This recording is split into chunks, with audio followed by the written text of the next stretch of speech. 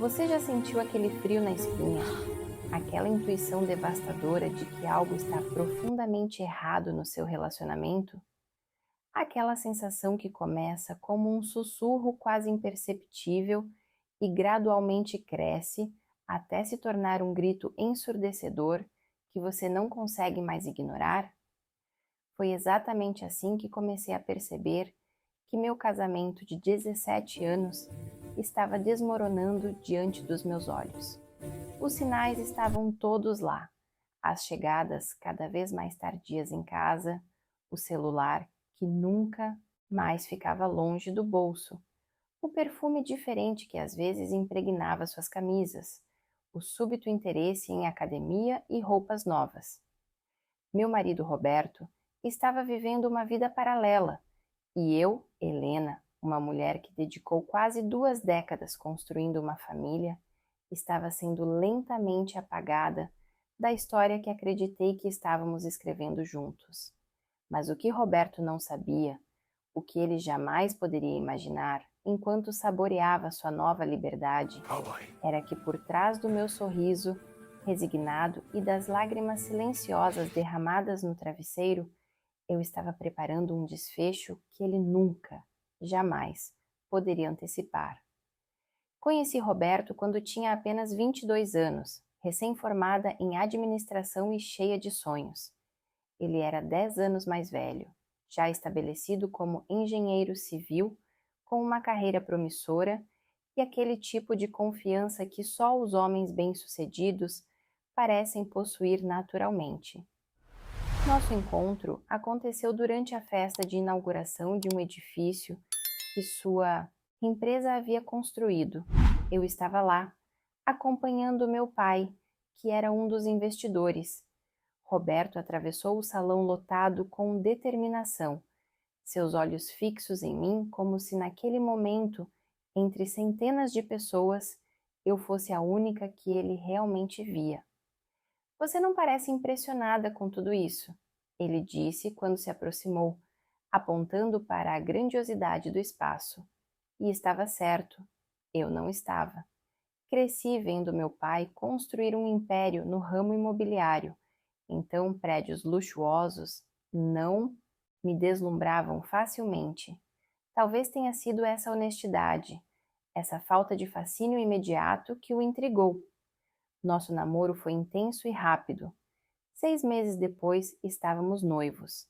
E antes de completar um ano do nosso primeiro encontro, já estávamos casados. Meu pai, sempre cauteloso com os homens que se aproximavam da filha do empresário bem-sucedido, surpreendentemente aprovou Roberto desde o início. Ele tem fome nos olhos, disse meu pai certa vez. Vai construir algo grande. E, de fato, Roberto tinha ambição. O que nenhum de nós percebeu na época era que essa mesma ambição, essa fome insaciável por conquistas e reconhecimento, seria o que eventualmente o consumiria por dentro.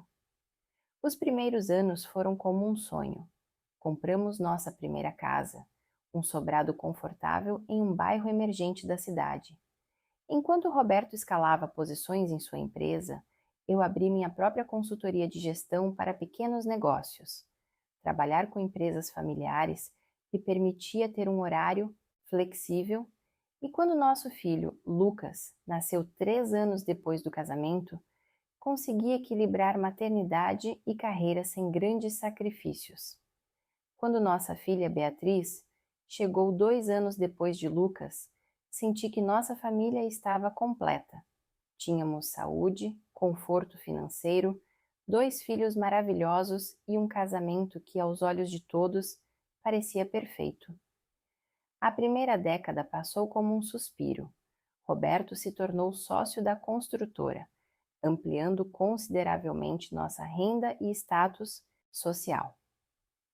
Mudamos para uma casa maior em um condomínio fechado. Os filhos estudavam nas melhores escolas e nossas férias anuais se tornaram cada vez mais sofisticadas. Grécia, Japão, Austrália. Na superfície, éramos o retrato da família bem-sucedida. Nos álbuns de fotos e nas redes sociais, sorrisos radiantes escondiam as pequenas fissuras que começaram a aparecer por volta do nosso 12º ano de casamento. Foi sutil no início. Roberto começou a trabalhar até mais tarde, alegando novos projetos, novas responsabilidades. As ligações durante o dia foram ficando mais raras, assim como as mensagens carinhosas que costumávamos trocar. Nossos jantares em família, que eram sagrados, tornaram-se ocasionais. As viagens de negócio se multiplicaram. Primeiro eram 2 ou 3 por ano, depois uma por mês. Depois, quase toda semana, ele estava em outra cidade. É apenas uma fase, eu dizia para mim mesma enquanto servia o jantar, apenas para mim e para as crianças. Ele está construindo nosso futuro. Repetia como um mantra, enquanto me deitava sozinha em nossa cama king size. Lucas, então com 12 anos, foi o primeiro a verbalizar o que eu tentava ignorar. Por que o pai nunca está em casa? Perguntou durante um domingo em que Roberto, mais uma vez, havia saído para resolver pendências no escritório. Beatriz, com 10 anos, olhou para mim com seus grandes olhos castanhos, esperando uma resposta que fizesse sentido. Seu pai trabalha muito para nos dar tudo isso. Respondi, automaticamente, um disco riscado que nem eu mesma acreditava mais. Foi a expressão no rosto de Lucas que me despertou, aquele olhar de quem sabe que está ouvindo uma meia-verdade. Naquele momento, percebi que precisava encarar a realidade que vinha evitando. Comecei a prestar mais atenção. As pequenas inconsistências nas histórias de Roberto, os finais de semana de trabalho, dos quais ele voltava sem qualquer progresso concreto para relatar, o novo hábito de tomar banho assim que chegava em casa. Um dia, enquanto arrumava seu closet, encontrei recibos de restaurantes em noites em que ele supostamente estava trabalhando até tarde no escritório. Havia também entradas para shows e até mesmo uma fatura de hotel na própria cidade onde morávamos. Cada novo indício era como uma pequena punhalada, mas eu continuava sorrindo, continuava mantendo as aparências, continuava sendo a esposa perfeita de um casamento que já não existia mais. A confirmação definitiva veio da forma mais clichê possível. Era aniversário de Roberto e decidi surpreendê-lo no escritório com um bolo.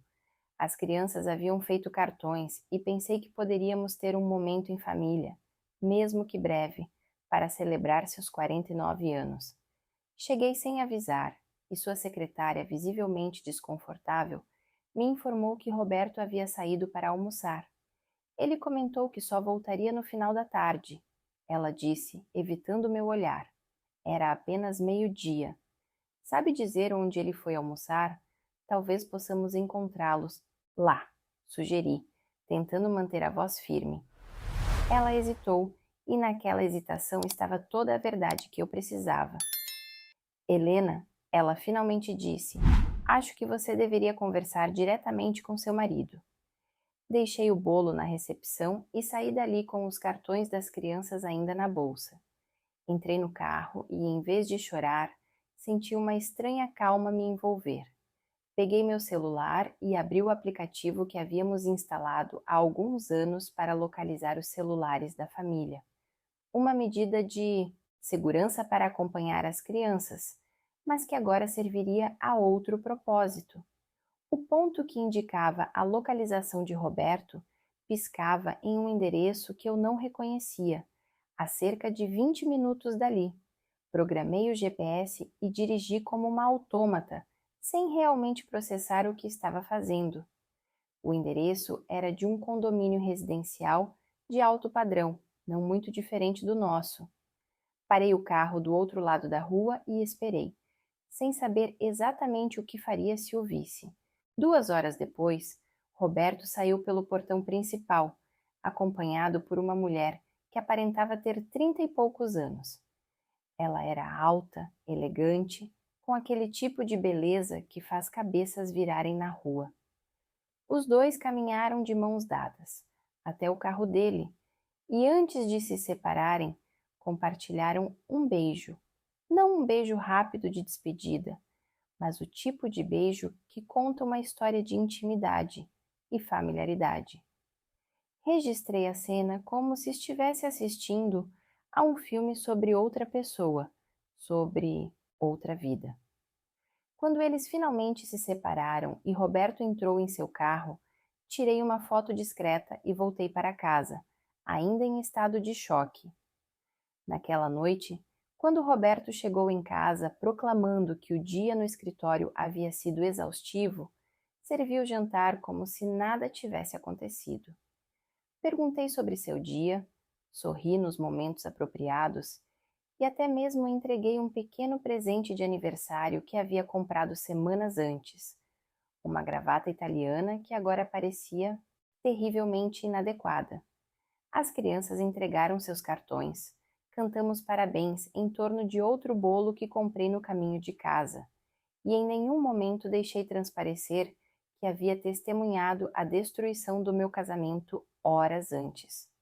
Por que não o confrontei imediatamente? Por que não joguei a foto em sua cara? Não fiz uma cena? Não exigi explicações? Essa é a pergunta que muitos me fariam depois, e que eu mesma me fiz nas semanas que se seguiram. A resposta é complexa. Parte de mim estava em choque, incapaz de processar completamente a realidade. Parte de mim queria proteger as crianças de uma explosão imediata. E parte de mim, talvez a parte mais significativa, queria tempo. Tempo para pensar, para planejar, para decidir como queria que essa história terminasse. Nas semanas seguintes, vivi uma vida dupla. Durante o dia, era a mesma Helena de sempre. Mãe presente, esposa atenciosa, empresária competente. Mas nas horas solitárias da noite, enquanto Roberto supostamente trabalhava, eu pesquisava. Descobri que a mulher se chamava Vanessa, era arquiteta e havia começado a trabalhar com a construtora de Roberto há aproximadamente um ano. Através de buscas nas redes sociais, encontrei fotos dos dois em viagens de negócios, sempre em eventos da empresa, sempre mantendo distância apropriada nas imagens oficiais, mas inevitavelmente juntos, nas fotos de bastidores postadas por colegas desavisados. O relacionamento deles não era apenas um caso passageiro, percebi. Havia profundidade, continuidade, planos.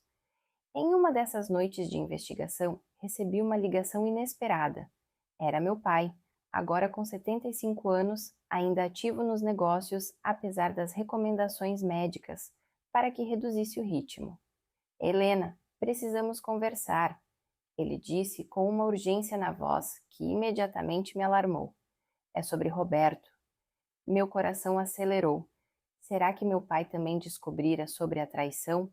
Concordei em encontrá-lo no dia seguinte em seu escritório. O que meu pai revelou naquela manhã mudou completamente minha perspectiva, não apenas sobre a traição de Roberto, mas sobre todo o nosso casamento. Tenho monitorado alguns movimentos financeiros suspeitos na construtora de Roberto há alguns meses. Ele começou abrindo uma pasta cheia de documentos sobre sua mesa.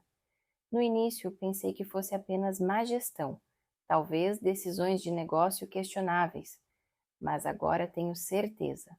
Roberto tem desviado dinheiro dos investidores, incluindo uma parte considerável do seu próprio fundo fiduciário. Meu fundo fiduciário. A herança que meu pai havia estruturado para mim desde que nasci e que seria completamente minha quando eu completasse 40 anos, o que aconteceria em menos de 3 meses. Uma quantia que poucos conheciam o real valor, mas que me tornaria financeiramente independente pelo resto da vida, mesmo que eu nunca mais trabalhasse um único dia. Como isso é possível?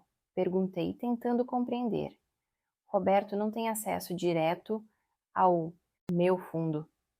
Não diretamente, meu pai explicou, mas você assinou uma procuração há alguns anos, dando a ele poder para gerenciar investimentos em seu nome, lembra? Eu lembrava vagamente. Foi quando as crianças eram pequenas e Roberto sugeriu que simplificássemos nossa gestão financeira. Foi apenas para facilitar, amor, ele havia dito. Assim não precisamos duplicar a burocracia para cada investimento que fizermos. Parecia razoável na época e eu confiava nele implicitamente. Meu pai continuou explicando como Roberto havia, gradualmente, direcionado parte dos recursos do meu fundo para projetos imobiliários que existiam apenas no papel. Empresas fantasmas, terrenos supervalorizados, contratos fraudulentos, um esquema elaborado que sangrava meu patrimônio enquanto financiava um estilo de vida que eu nem sabia que ele mantinha. E tem mais, meu pai disse com um suspiro pesado. Acredito que ele esteja planejando algo grande. Nas últimas semanas, houve uma aceleração nas transferências. Ele está esvaziando o fundo rapidamente, como se estivesse com pressa. Com pressa.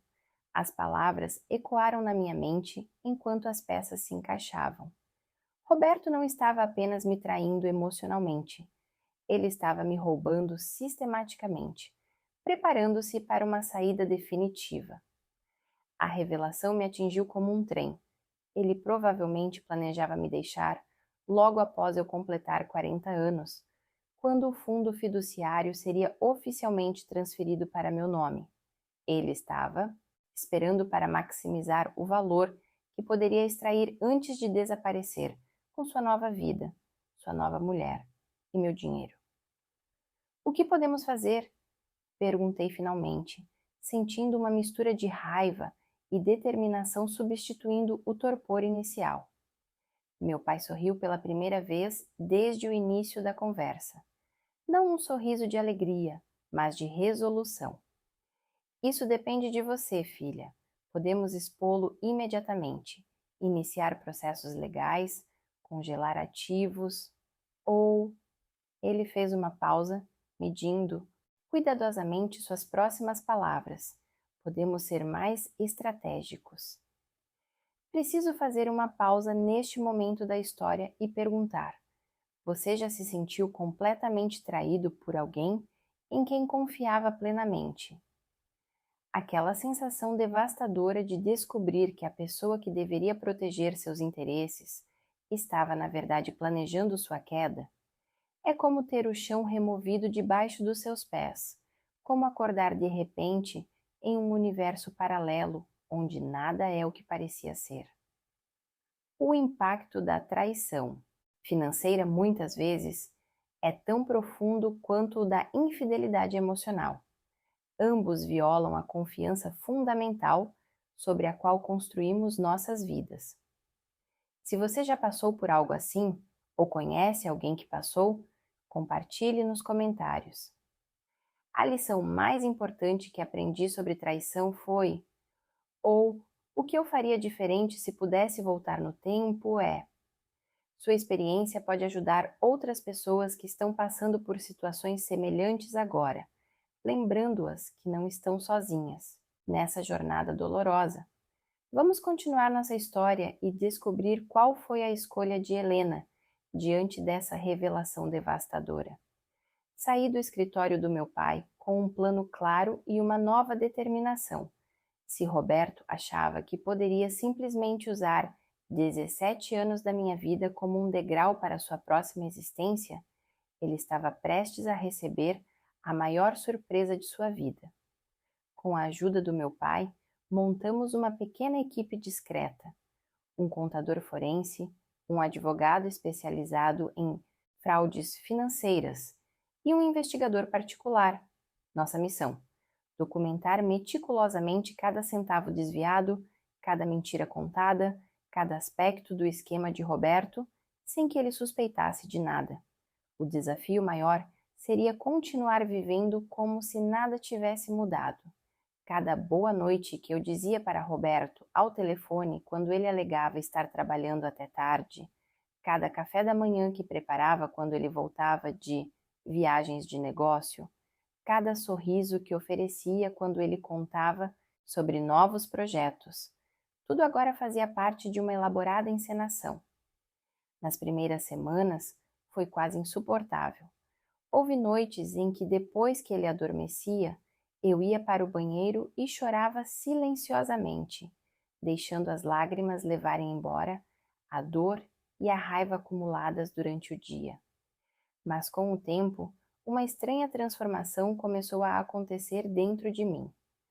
A dor não desapareceu, mas foi gradualmente substituída por uma clareza e uma força que eu não sabia que possuía.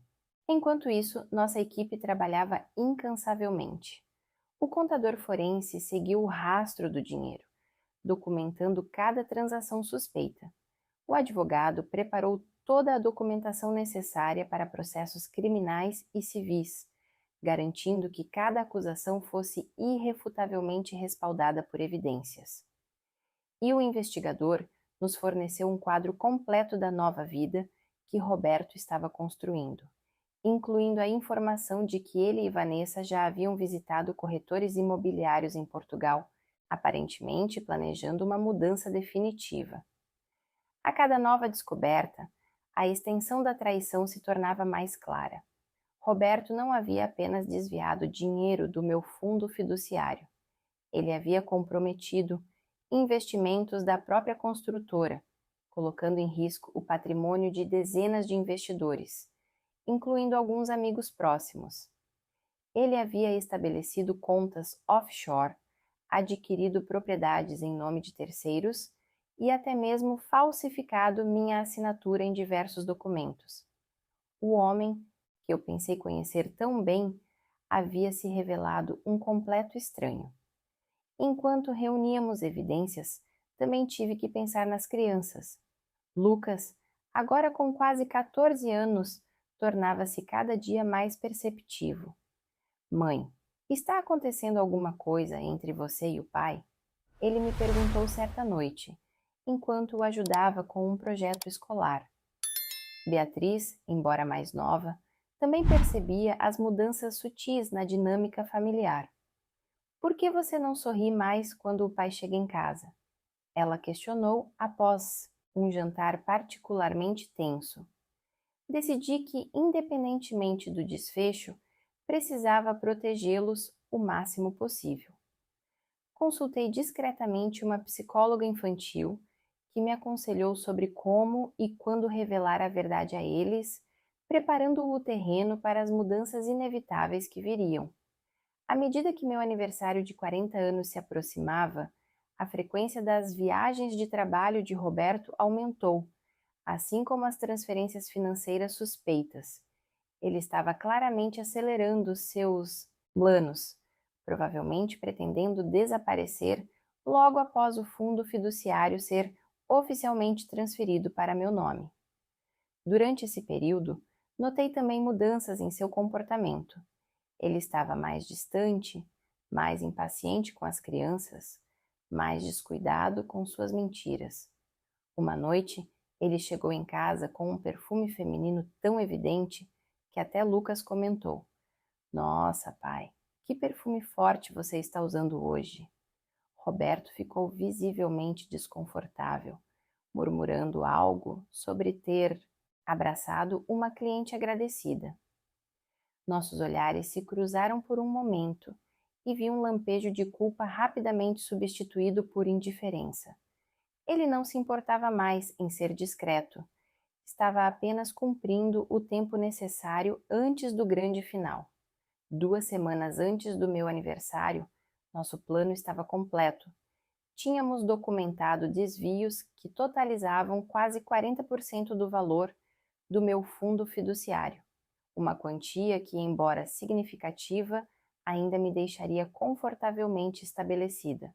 Mais importante, tínhamos provas suficientes para processos criminais que manteriam Roberto ocupado por anos, possivelmente até mesmo enfrentando tempo na prisão.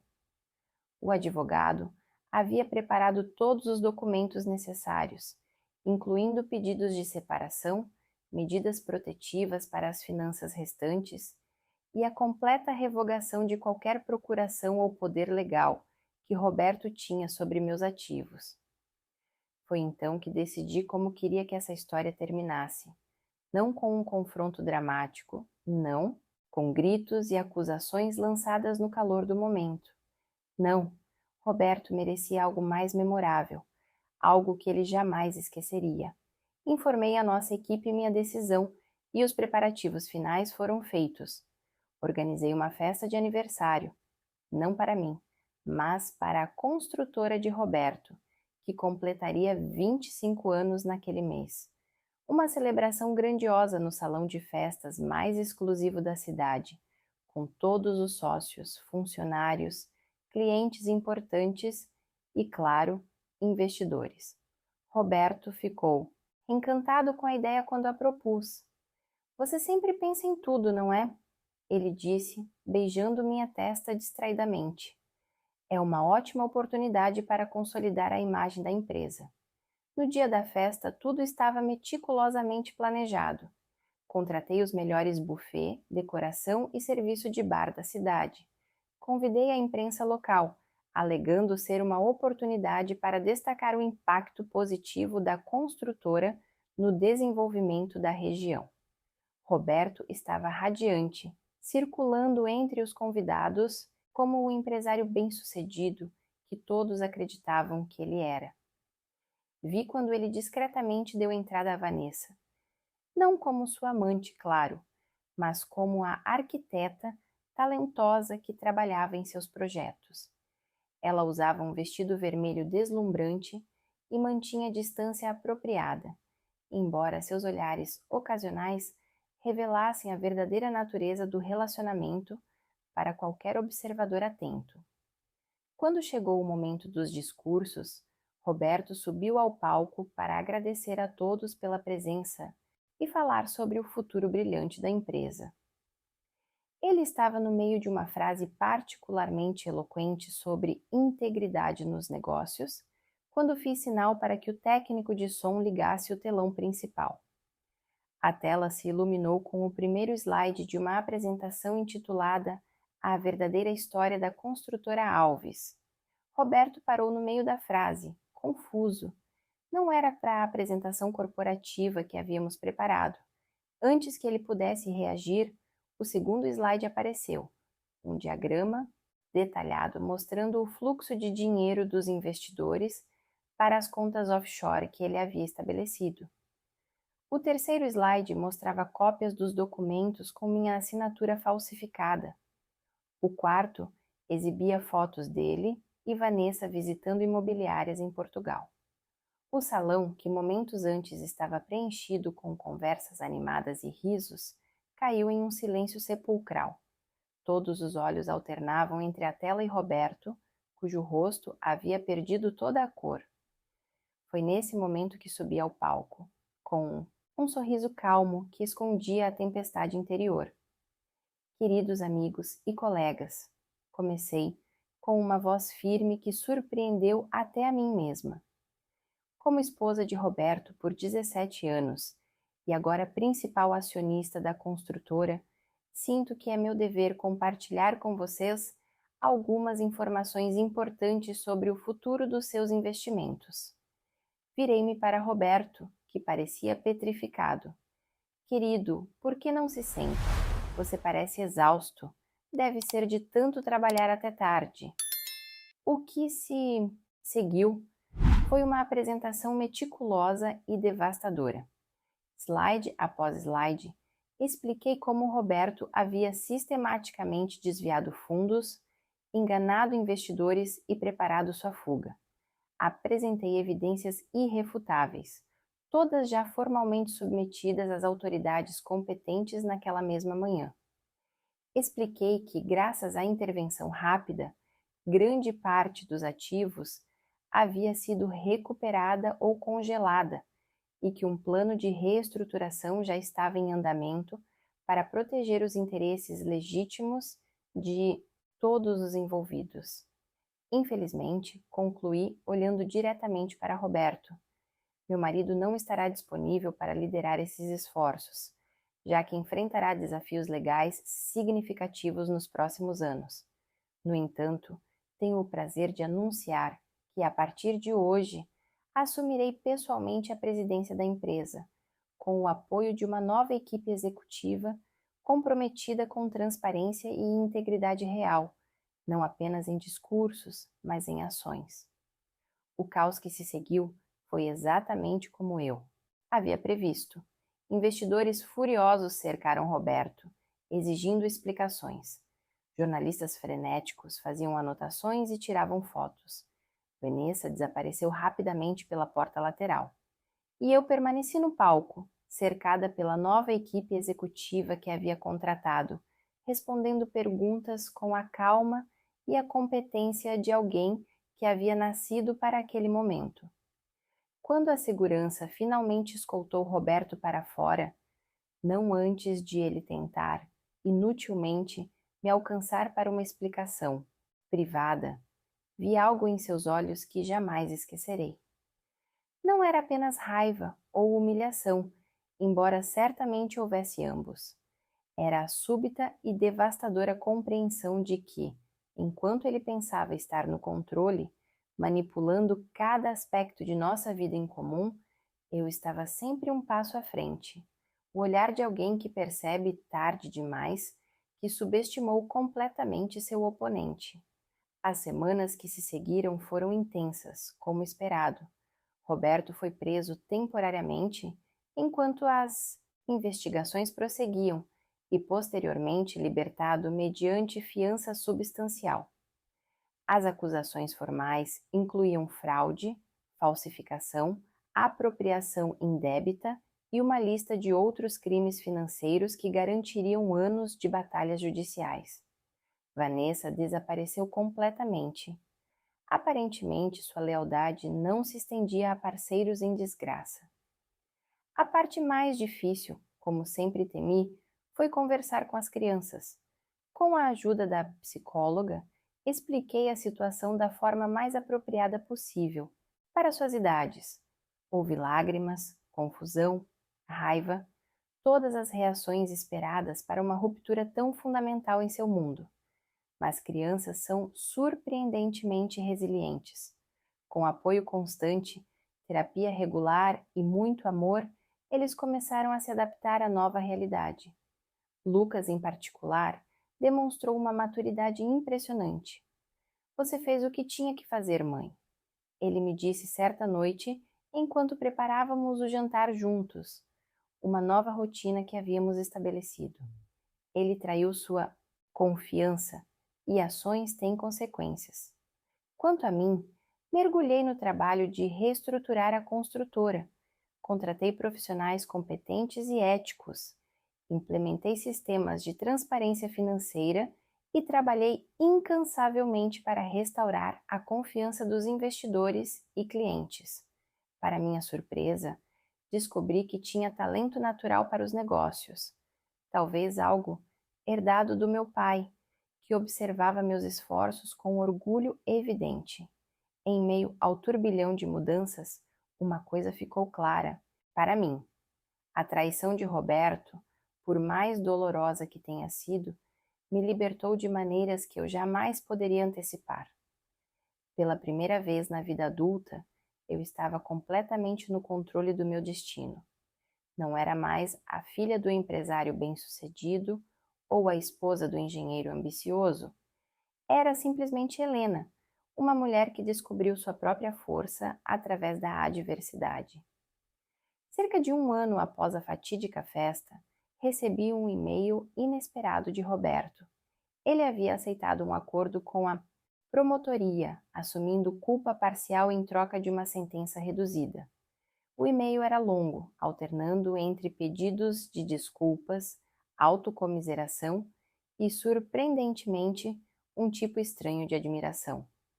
Nunca imaginei que você fosse capaz de fazer o que fez, ele escreveu. Sempre pensei que te conhecia completamente, que podia prever cada uma das suas reações. Me pergunto se algum dia realmente te conheci. A ironia não me escapou. O homem que havia vivido uma vida dupla por anos estava chocado por não conhecer completamente a mulher com quem dividiu a cama. Não respondi ao e-mail. Algumas histórias não precisam de epílogo. Algumas conversas não merecem continuação. Em vez disso, abri uma garrafa de champanhe naquela noite e brindei sozinha à minha varanda, observando o pôr do sol sobre a cidade que agora parecia completamente nova aos meus olhos. Pensei em todas as mulheres e homens que, como eu, haviam sido traídos por aqueles em quem mais confiavam. Pensei em como a sociedade frequentemente espera que vítimas de traição reajam com histeria, com desespero descontrolado, com implosão emocional. O que aprendi através dessa jornada é que nossa maior força muitas vezes vem não da reação impulsiva, mas da resposta estratégica, que a verdadeira vingança não está em causar dor equivalente, mas em reconstruir uma vida melhor a partir das ruínas. Que às vezes o sorriso mais perigoso não é aquele que mostra os dentes, mas aquele que esconde uma mente trabalhando, planejando, preparando-se para emergir mais forte do que nunca. Hoje, 3 anos depois, a construtora está mais próspera do que jamais esteve sob a liderança de Roberto. Lucas e Beatriz cresceram em um ambiente honesto, onde aprenderam que integridade não é apenas uma palavra para discursos corporativos, mas um princípio fundamental para uma vida bem vivida. E eu encontrei uma versão de mim mesma que nunca soube que existia. Resiliente, capaz, completa em si mesma. Roberto cumpre sua pena reduzida e, segundo soube, tem usado seu tempo para refletir e reavaliar suas escolhas de vida. Não guardo ódio por ele, embora tenha dias em que a dor da traição ainda ressurge inesperadamente. O que aconteceu entre nós me ensinou que algumas vezes precisamos perder algo valioso para descobrir nosso valor verdadeiro. Que algumas vezes o final que ninguém espera é exatamente aquele que deveria acontecer. Se esta história tocou seu coração de alguma forma, saiba que você não está sozinho. Todos nós enfrentamos traições ao longo da vida. Algumas pequenas, outras devastadoras. O que define nosso caráter não é a traição em si, mas como escolhemos responder a ela. Aqui neste canal, compartilhamos histórias reais de pessoas que, como Helena, encontraram força inesperada em momentos de profunda dor e desafio. Se você sente que estas narrativas trazem valor à sua vida, considere se inscrever para receber mais histórias como esta a cada semana. Seu like também nos ajuda a alcançar outras pessoas que podem estar precisando exatamente desta mensagem hoje. E nos comentários, compartilhe sua própria história de superação ou a lição mais importante que aprendeu ao enfrentar uma traição. Suas palavras podem ser o exato conforto que alguém está procurando neste momento. Obrigado por dedicar seu tempo a esta história e lembre-se sempre, por trás de cada sorriso calmo pode existir uma tempestade de força e determinação que ninguém jamais suspeitaria. Às vezes, o final mais satisfatório é aquele que você mesmo escreve, não aquele que tentaram impor a você. Até nossa próxima história.